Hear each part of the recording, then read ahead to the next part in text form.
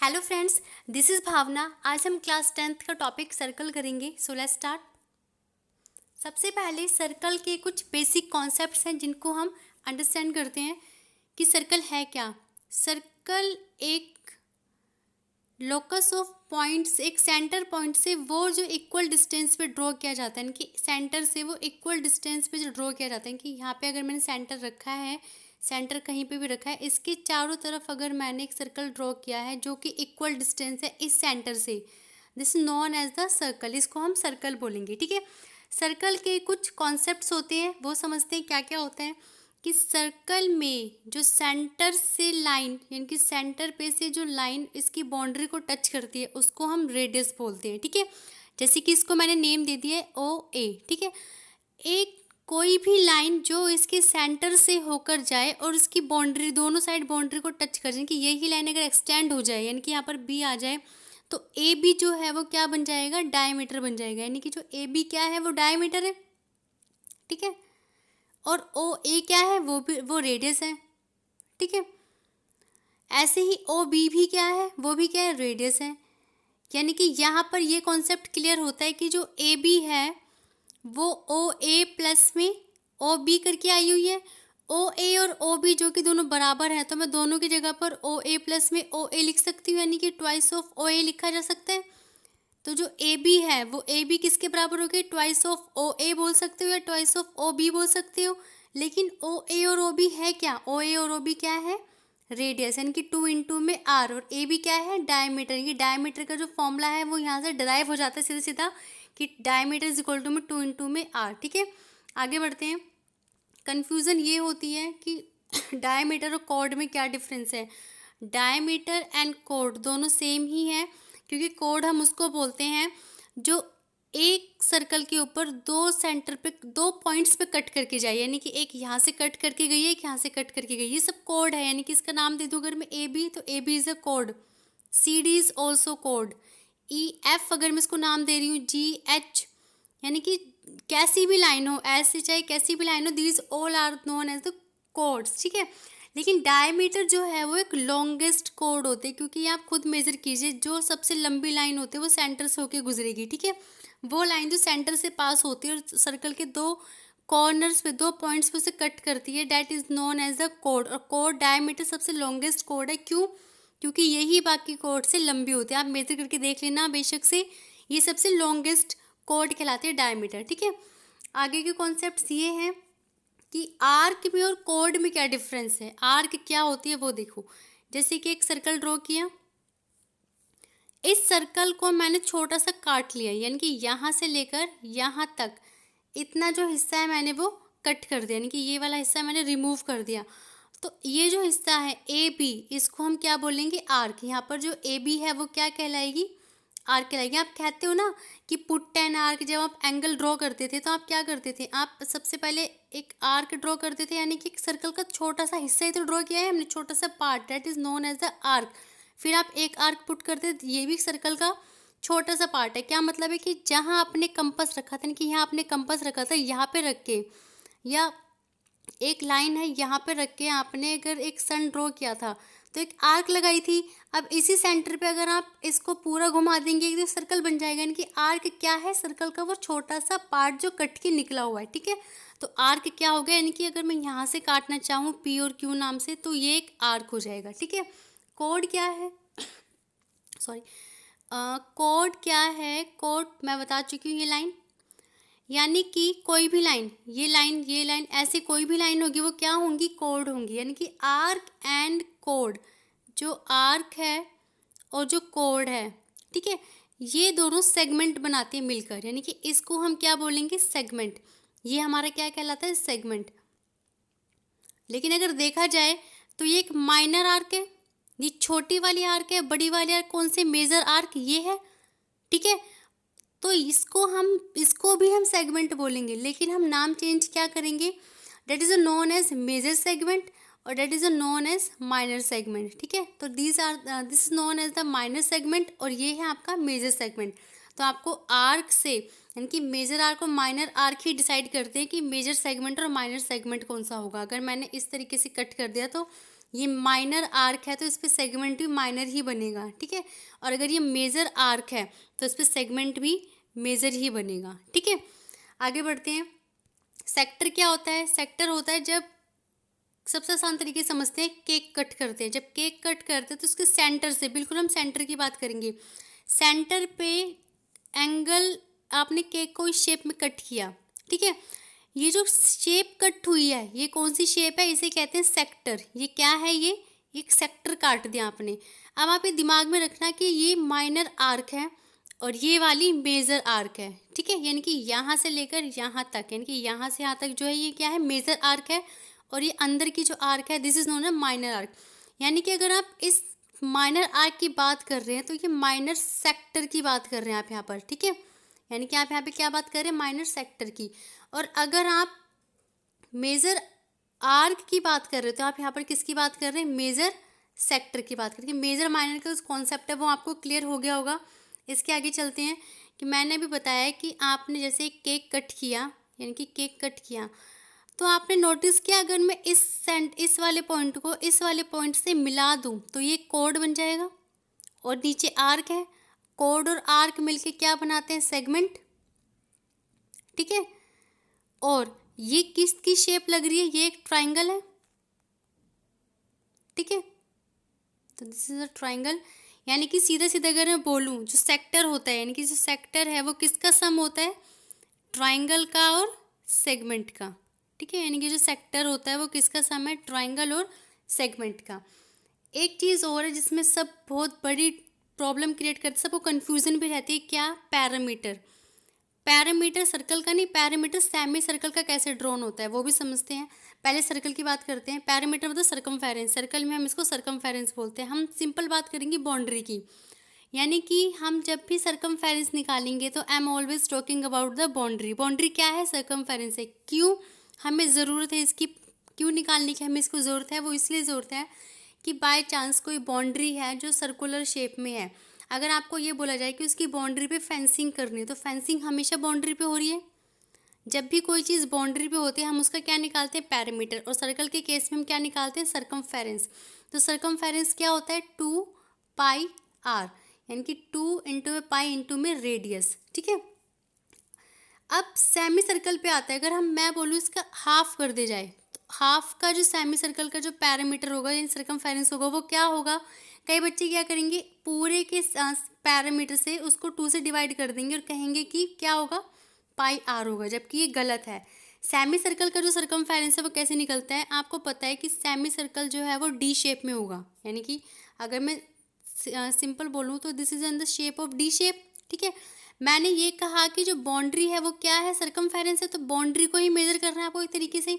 तो आपको इतना तो पता है कि अगर मैं इसका पूरा सर्कल बनाती हूँ तो पूरे को 2πr बोलूँगी, लेकिन अगर मैंने अभी आधा सर्कल बनाया तो इसको मैं क्या बोलूँगी? πr, जिसमें ये चीज़ इंक्लूड ही नहीं है क्योंकि ये इसका पूरा हिस्सा था और इसमें से ये हिस्सा बचा हुआ है तो मैं सिर्फ इसको ही तो πr बोल लूँगी और बचा हुआ πr ये है जिसको हमने इंक्लूड ही नहीं किया, तो इसको हम मतलब बाहर निकाल देंगे, ठीक है। प्लस में इसके साथ जो अब की बार बाउंड्री बनी है वो क्या है? सेमी सर्कल जो होता है वो हमेशा डायमीटर से कटता है, ये बात दिमाग में रखना, ठीक है। सेमी सर्कल कहाँ से कटता है? डायमीटर से कटता है, वरना वो सेमी सर्कल कहलाएगा ही नहीं। यानी कि जो इसकी ये वाली बाउंड्री होती है डायमीटर होती है। तो πr प्लस में डायमीटर, ये क्या कहलाएगा? पैरामीटर ऑफ सेमी सर्कल, ठीक है। ऐसे आप किसी का भी पैरामीटर निकाल सकते हैं। अगर मैं आपको बोलूँ क्वाड्रेंट का निकालिए तो क्वाड्रेंट आपको पता है रेडियस से कटता है, 2 रेडियस से कटता है, ठीक है। तो इतने हिस्से का जो होगा वो क्या कहलाएगा? πr अगर आधे का था तो आधे का आधा और कर दे तो πr/2 हो जाएगा इतने का हिस्सा, ठीक है। प्लस में ये वाली रेडियस प्लस में ये वाली रेडियस तो प्लस में 2r। तो क्वाड्रेंट का जो सर्कमफेरेंस है वो ऐसे निकल जाएंगे। आपको बाउंड्रीज ऐड करते जाना है, आप सर्कमफेरेंस से पहुंच जाएंगे। और एरिया तो सबको पता है और एरिया में कोई प्रॉब्लम भी नहीं होती। अगर मैं पूरे सर्कल के एरिया निकालना चाहूँ तो वो होता है πr²। अगर मैं इसको हाफ कर दूंगी तो सेमी सर्कल का निकल आएगा और अगर मैं इसको 4 से डिवाइड कर दूंगी तो ये क्वाड्रेंट का निकल के आएगा। तो एरिया में तो कभी कोई प्रॉब्लम ही नहीं होती, ठीक है। मेन प्रॉब्लम क्रिएट होती है कहाँ पर? सर्कमफेरेंस पे, ठीक है। अब आगे बढ़ते हैं। क्लास 10th का चैप्टर नंबर 10 सर्कल पे आते हैं। तीन तरह के सर्कल ड्रॉ करते हैं, ठीक है। एक सर्कल के पास से लाइन गुजर जाती है, that is also known as A B, centre है ओ। एक सर्कल को लाइन छू के निकल जाती है, that is also known as A B. और एक सर्कल को लाइन काट के निकल जाती है, ये भी क्या है, ए बी। सेंटर सबके मैंने ओ रखे हैं, ठीक है। यहाँ पे जो लाइन इसकी टच भी नहीं की है, दूर से निकल गई है, इसको हम बोलेंगे नॉन इंटरसेक्टिंग लाइन, क्योंकि इसने इसको टच भी नहीं किया, तो नॉन इंटरसेक्टिंग लाइन है, इसका इससे कोई लेना देना नहीं है, ठीक है। दूर है ना, हमें ये पता डिस्टेंस क्या है, कुछ भी नहीं है, सिर्फ नॉन इंटरसेक्टिंग लाइन। लेकिन जिस लाइन ने इसको टच किया है वो सिर्फ एक पॉइंट से टच करेगी, उसको हम बोलेंगे टेंजेंट। क्या बोलेंगे उसको हम, टेंजेंट। टेंजेंट का एक खास, टेंजेंट पे चैप्टर है सारा। टेंजेंट का एक रूल है क्या, कि एक ऐसी टेंजेंट होगी ये जो सिर्फ इस सर्कल को बाहर से सिर्फ एक ही पॉइंट पे टच करेगी, यानी कि एक लाइन एक सर्कल को सिर्फ एक ही पॉइंट से टच कर सकती है, ये बात दिमाग में रखनी है। जहाँ पर ये टच करते हैं जिस पॉइंट पे, उसको अगर मैंने यहाँ पे नाम पी दिया है ना, तो पी को हम किस नाम से जानेंगे, पॉइंट ऑफ कॉन्टैक्ट, यानी कि जो पी है वो हमारा क्या कहलाएगा यहाँ पर, पॉइंट ऑफ कॉन्टैक्ट, ठीक है। ये बात क्लियर हो गई। थर्ड फिगर में हमें दिखाई दे रहा है कि जो लाइन है वो बिल्कुल क्रॉस कर गई सर्कल के अंदर से, तो इसको हम बोलते हैं सीकेंट। क्या बोलते हैं इसको हम, सीकेंट, ठीक है। आगे बढ़ते हैं, सारा चैप्टर ही टेंजेंट को लेकर है, करते हैं कंटिन्यू। सबसे पहले इस चैप्टर की जो हमारी थ्योरम है उसको करते हैं थ्योरम फर्स्ट। क्या कहती है थ्योरम फर्स्ट, वो सुन लेते हैं। The tangent at any point of a circle is perpendicular to the radius through the point of contact. Point of contact में बता चुकी हूँ आपको क्या कहलाता है, कि जहाँ पर ये लाइन इसने इसको टच किया, यानी कि इस वाले पॉइंट को मैं नाम दे रही हूँ पी, ठीक है। मैंने जो लाइन है इसका नाम रख दिया है ए और बी। सेंटर को हम हमेशा क्या मान रहे हैं, ओ। यहाँ पर कंस्ट्रक्शन क्या करनी है, कंस्ट्रक्शन हमें कोई भी एक इस सेंटर से लाइन ड्रॉ करनी है, सॉरी, सेंटर से बिल्कुल टच करके सेंटर से लाइन ड्रॉ करनी है, और उसको मैंने नाम दे दिया है आर। और जहाँ पर इसने सर्कल को काटा है उसको मैंने क्या नाम दे दिया है, एक काम करते हैं, इसको नाम देते हैं क्यू और उसको नाम देते हैं आर, ठीक है। इसको नाम देते हैं क्यू और इस वाले पॉइंट को नाम देते हैं आर, ये वाला पॉइंट ये, ठीक है। इसको हमने नाम दे दिया आर। ये स्ट्रेट नहीं हुई है, वैसे आपको स्ट्रेट ड्रॉ करनी है। कंस्ट्रक्शन क्यों की है मैंने, ये भी समझाती हूँ मैं, ठीक है। क्वेश्चन ने ये कहा है कि जो टेंजेंट है at any point of a circle, यानी सर्कल पे कहीं पर भी टच कर जाए वो टेंजेंट, यानी कि पी की बात कर रही है, पी पॉइंट की बात कर रहा है। यहाँ से जो लाइन ड्रॉ करेगी रेडियस पे, यानी कि रेडियस से लेकर इस पॉइंट ऑफ कॉन्टैक्ट तक जो लाइन ड्रॉ करेगी वो इसके परपेंडिकुलर होगी। हम ये बात जानते हैं कि एक राइट एंगल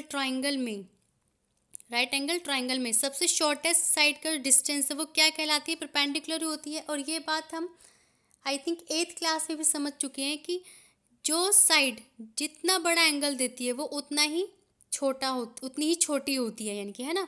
यानी कि अगर एक बेस मैंने ड्रॉ कर दिया है, ठीक है, सपोज कि मैंने एक बेस ड्रॉ कर दिया है और मैंने यहाँ पर एक सेंटर, यहाँ पे कहीं पे भी कुछ भी एरिया कवर कर लिया है, या ऐसे एक लाइन ड्रॉ कर ली है, मैं बोलूँ अगर कि इन दोनों लाइन के बीच में सबसे शॉर्टेस्ट डिस्टेंस की लाइन ड्रॉ कीजिए, तो आप चाहे कितनी भी लाइन टेढ़ी मेढ़ी ड्रॉ कर लीजिए, लेकिन सबसे शॉर्टेस्ट डिस्टेंस कौन सी कहलाएगी, जो बिल्कुल एग्जैक्ट परपेंडिकुलर होगी।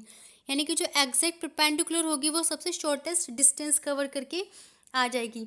मेरे ख्याल से इसमें तो कोई प्रॉब्लम है ही नहीं कि दो लाइन के बीच में, यानी कि दो जनों के बीच में भी अगर दो इंसान खड़े हैं एग्जैक्ट, तो इन दोनों के बीच में, यानी दो प्लेटफॉर्म है या तो कुछ भी है, सबसे शॉर्टेस्ट डिस्टेंस यहाँ से यहाँ आना नहीं है, यहाँ से वहाँ जाना नहीं है, सबसे शॉर्टेस्ट यही डिस्टेंस है, सीधे सीधे कवर कर लेते हैं। जब आप रोड क्रॉस भी करते हो तो आप भी जानते हो कि अगर आपको बिल्कुल कम टाइम में अगर इस जगह से उस जगह जाना है, तो आप बिल्कुल स्ट्रेट अगर क्रॉस करते हो उस रोड को, तो यही सबसे शॉर्टेस्ट डिस्टेंस कहलाता है।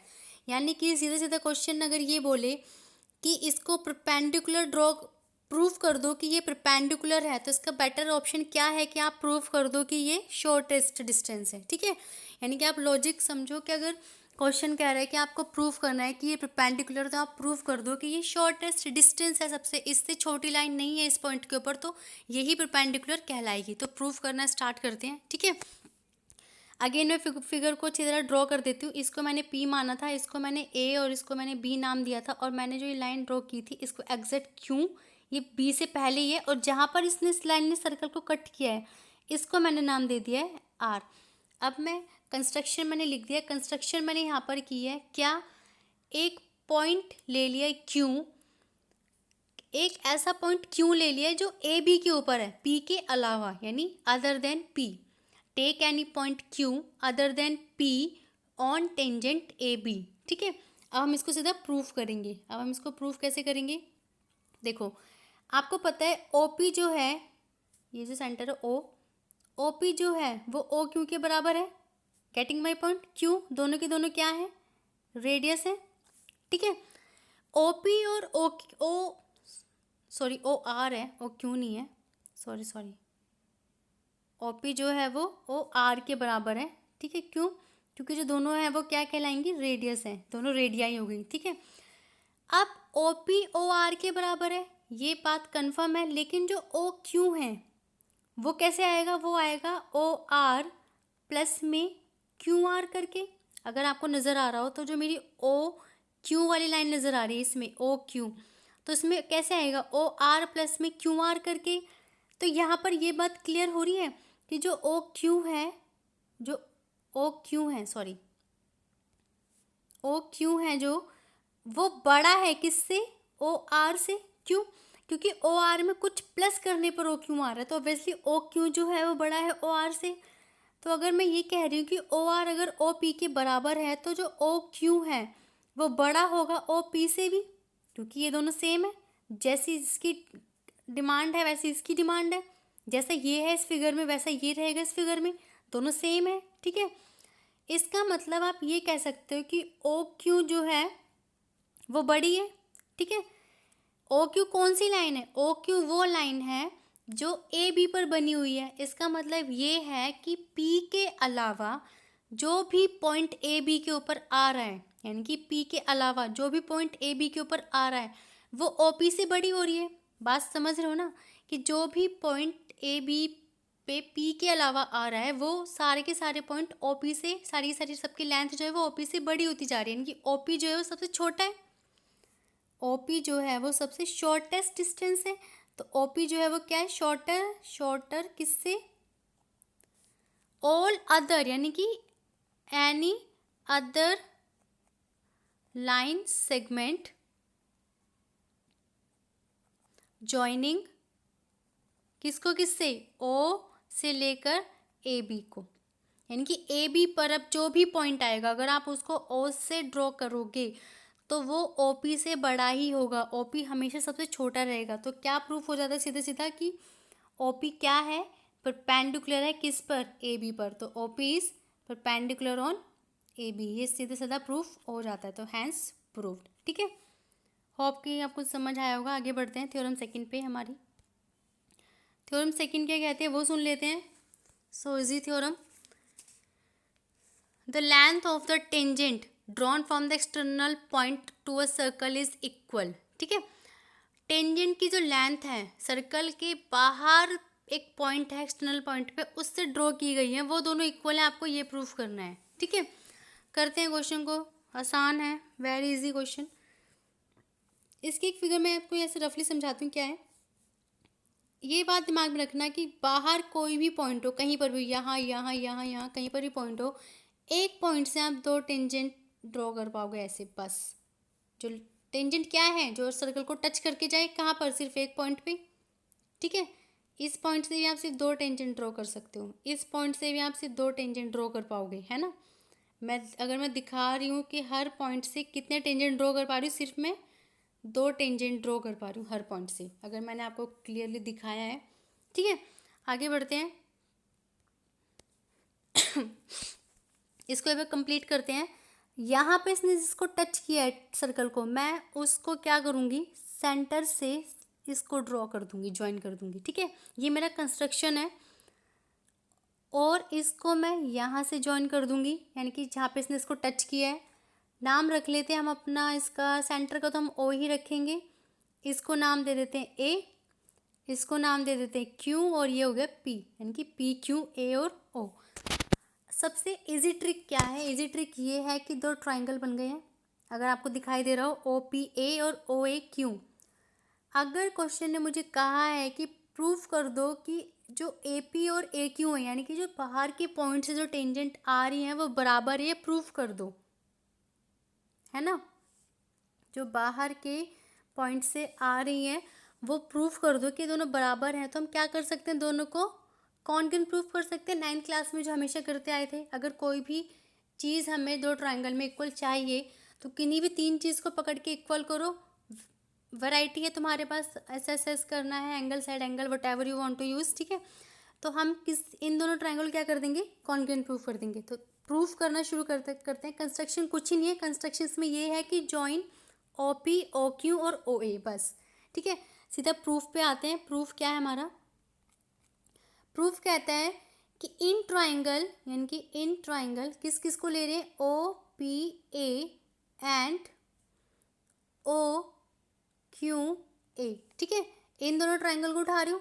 सबसे पहले मुझे पता है ओ पी ए, यानी कि एंगल ओ पी ए जो है वो किसके बराबर होगा, एंगल ओ क्यू ए। क्यों बराबर होगा? थ्योरम फर्स्ट जाकर पढ़ लेना कि बराबर क्यों होगा। अभी सॉल्व करके आए हैं। दोनों क्या है, ये शॉर्टेस्ट डिस्टेंस है। शॉर्टेस्ट डिस्टेंस किसका होता है, परपेंडिकुलर का, ठीक है। तो दोनों 90 डिग्री के हैं, तो दोनों एंगल इक्वल हैं यहाँ पर, ठीक है।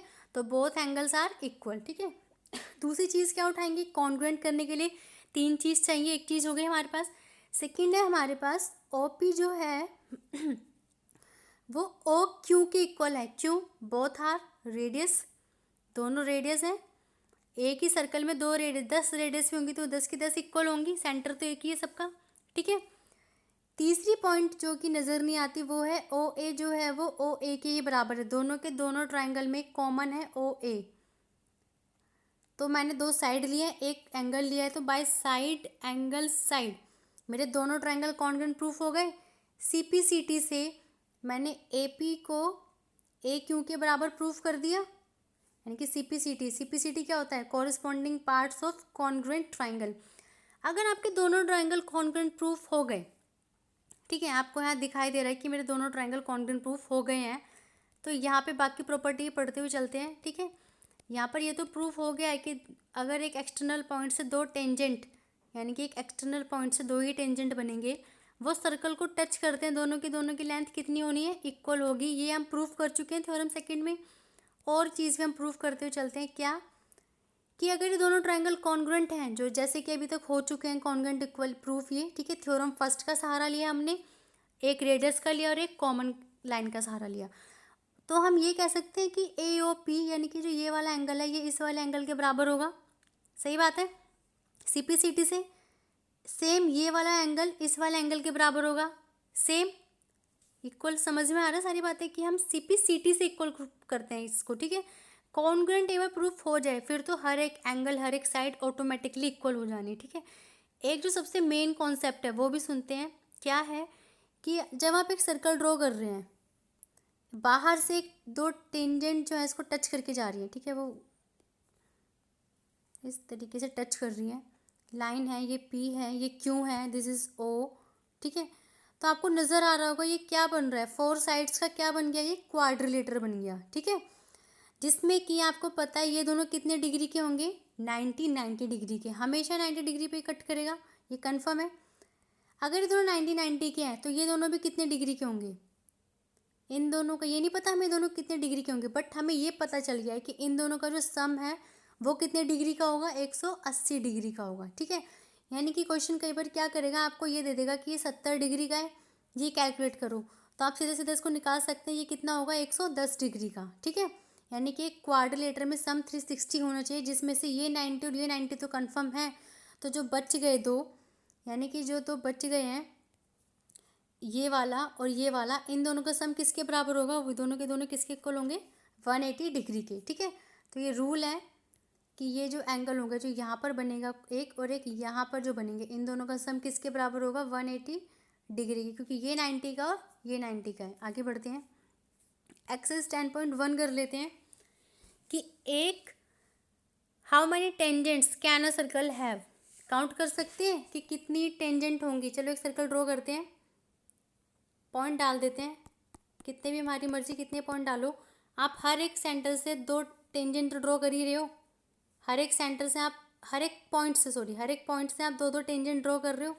ये सर्कल तो छोटा है, ये स्क्रीन बड़ी नहीं थी, छोटी स्क्रीन पे छोटा सर्कल। अगर यही सर्कल बहुत बड़ा हो जाए और इसी के आसपास इतने सारे इनफाइनाइट पॉइंट्स आ जाएं, तो हर एक पॉइंट से 2 टेंजेंट ड्रॉ होनी शुरू हो जाएंगी। यानी कि आप नहीं जानते कि एक सर्कल से कितने टेंजेंट बना सकते हो। जैसे सर्कल बढ़ता जाएगा, टेंजेंट्स की जो नंबरिंग है वो भी इंक्रीज होती चली जाएगी। ठीक है, तो इसका आंसर हो गया इनफाइनाइट। यानी कि हमें नहीं पता, यानी कि हम जानते ही नहीं कितनी हम इतनी ड्रॉ कर सकते हैं, इनफाइनाइट काउंट भी नहीं कर सकते। ठीक है, आते फिलिप्स पे। एक टेंजेंट है सर्कल का, इंटरसेक्ट करेगा कितने पॉइंट्स पर। आपको मैंने बताया था एक टेंजेंट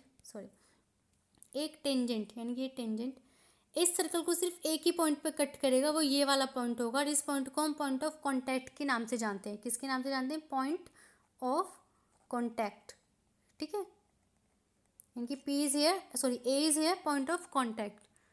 नाउ सेकंड पॉइंट है, ये इसका आंसर क्या होगा?